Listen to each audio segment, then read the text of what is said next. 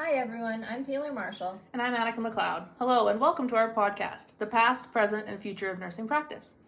This week we are going to be discussing critical, postmodern, and post-structuralist approaches to theory development in nursing. This week has a lot of content to cover and we aim to give you an overview of it and how it can be applied to nursing. This week's learning objectives are 1. Defining the goals of post-colonial theories in nursing, such as critical social theory, postmodernism, and post-structuralism. 2. Describe how critical ontologies may help bridge the gap between subjective and objective. And 3. Describe how critical ontologies may help bridge the gap between theory and practice. First up, we have critical social theory, which we will now refer to as CST. CST is a grand theory, so it has a large knowledge base. CST can be viewed as a meta-theoretical framework, or a theory about a theory. It was developed by the Frankfurt School, influenced by Habermas and Freire. The goal of CST is to advance the emancipatory function of knowledge. This involves the belief that knowledge can empower individuals and communities to achieve autonomy by challenging dominant narratives that exist. In doing so, it empowers others and can create a more just society. Some of the basic assumptions of CST listed by Brown in this week's reading include that knowledge is primarily shaped by historical and social power dynamics. All social order involves a type of power. Language is essential in the creation of knowledge, and through explanation and criticizing social order, CST creates emancipation, empowerment, and social change, as well as other assumptions. Brown describes the ontology of CST as critical realism. Essentially, CST acknowledges that both subjective and objective knowledge exist and are essential to address change and existing power relations to shape society. It values both types of knowledge, objective and subjective.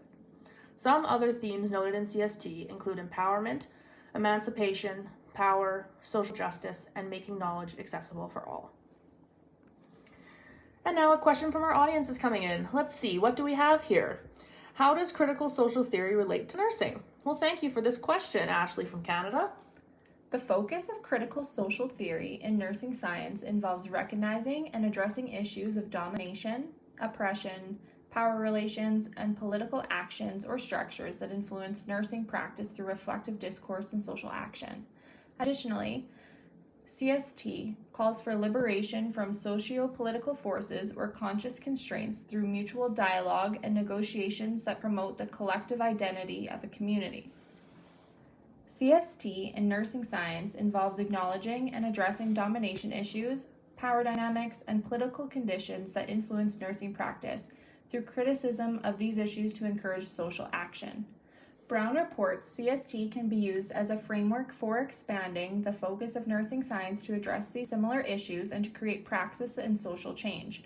We are more familiar with CST than we believe. Addressing issues such as health disparities, or as we know, the social determinants of health, and patient advocacy both reflect using the same lens of CST. I'm sure we're all familiar with these issues. We are addressing the oppression that marginalized groups may experience and criticizing how we as nurses can help empower these groups to improve their well-being. For example, we could look at the analysis of maternal outcomes of women of color in the U.S. Women of color in the U.S. experience significantly higher rates of mortality. If we are using the lens of CST, we would examine the socioeconomic factors, historical context, and systemic racism that affect these outcomes. By addressing the social injustices, CST attempts to create a more equitable healthcare system. Other values CST has in nursing is that CST focuses on community health when addressing the population disparities.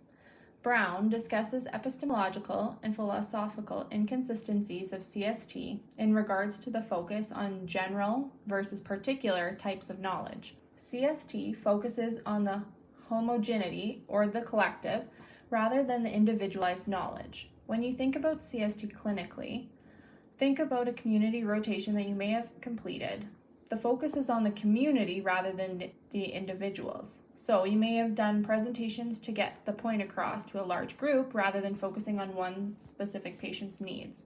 Understanding this in a nursing perspective means understanding that CST may be useful to engage a community, while also realizing you may lose the ability to reach individuals due to not considering their individual needs. You could use CST to determine what to provide a community with health education for, but it will not be applicable for all because it doesn't incorporate specific patient needs. Another theory we will address this week is postmodernism. Postmodernism came after modernism.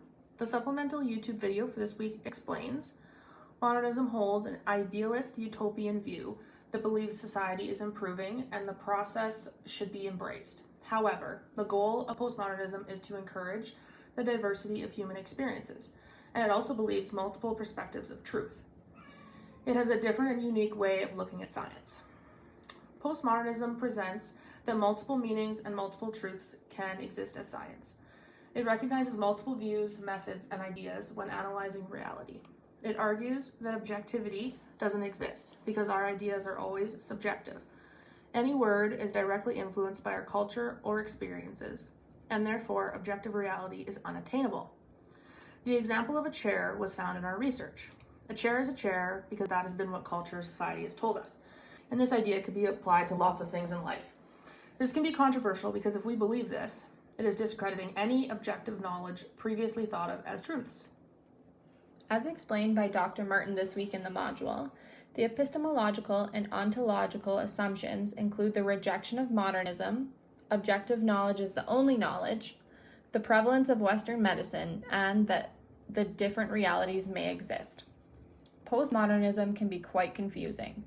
However, it does have some relevance to nursing. A postmodern nurse recognizes the significance of an assortment of human worldviews and that each individual is shaped by their own experiences. Some examples include incorporating alternative medicine, holistic care, and encouraging narrative medicine, which is listening to and valuing patient stories. An example of alternative medicine is therapeutic touch. Therapeutic touch is a healing technique that is found to be useful in patient care despite the lack of scientific evidence, as found by Glazier. Incorporating and using this technique adheres to a postmodern philosophy. By embracing this nursing intervention in spite of Western science not approving, is an example of holistic nursing care providing alternative therapies. Okay, moving on to post-structuralism. We found this to be the most elusive theory to find information on. Postmodernism, as we have previously discussed, refers to a diverse body of work which reveals in the recent fragmentation of Enlightenment, modernist narratives, and claims to scientific truth. Post-structuralism, on the other hand, is based from the structuralist movement in literary criticism. They argued that all human narratives are based on similar known storylines, rather than the focus of postmodernism being about art and theory.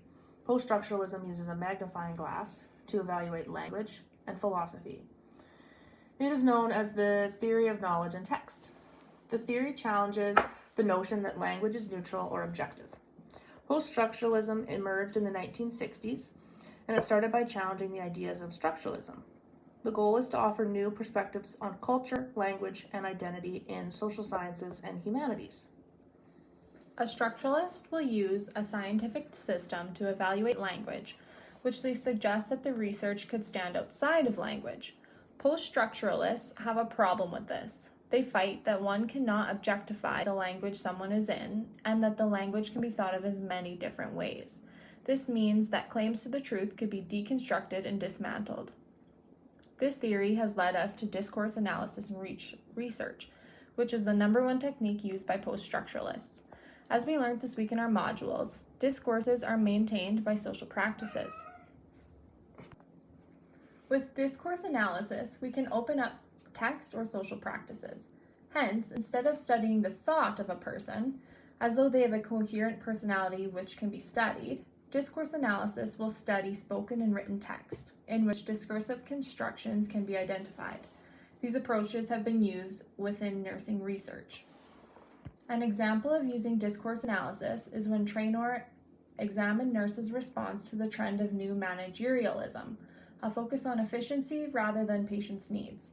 He concluded that the topic, nurse respondents drew on two discourses, in being nurses as a vocation or nurses as exploited. In the end, the discourse analysis was used to oppose the idea of new managerialism. It can also be argued that post-structuralist theory doesn't have a good relationship with nursing. It is argued that moral and emancipatory concerns are dismissed by post-structuralists as modernist truth narratives, which should themselves be deconstructed rather than developed.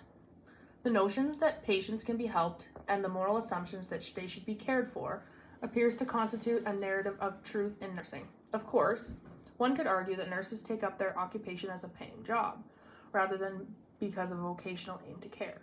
However, Murray and Chambers show that the majority of nurses are attracted to nursing for precisely the latter reasons. There are many other complementary and competing nursing discourses and consequent constructions of nursing, yet the narrative of helping can be seen as a dominant discourse.